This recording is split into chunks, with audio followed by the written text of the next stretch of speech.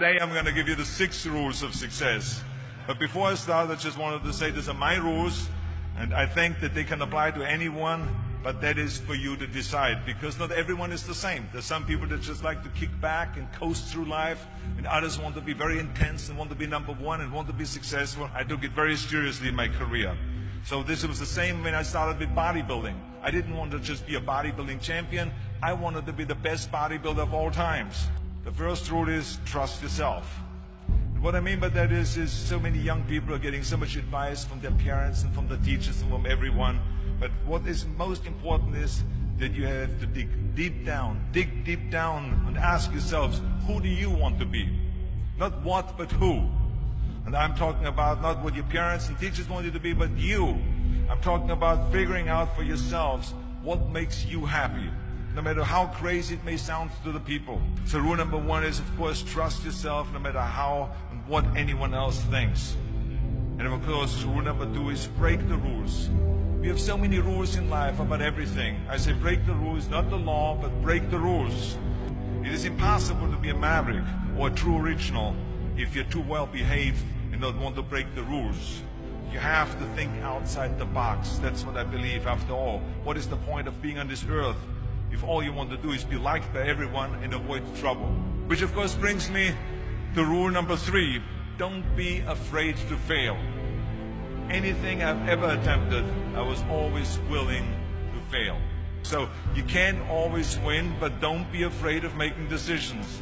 You can't be paralyzed by fear of failure, or you will never push yourself. You keep pushing because you believe in yourself and in your vision.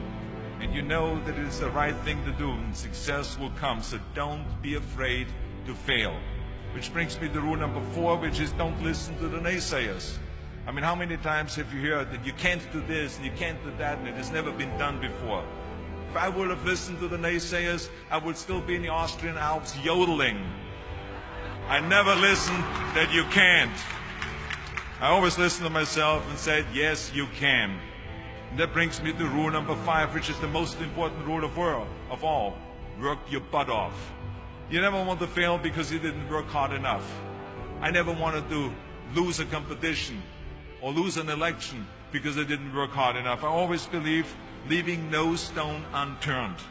Muhammad Ali, one of my great heroes, had a great line in the 70s when he was asked, how many sit-ups do you do?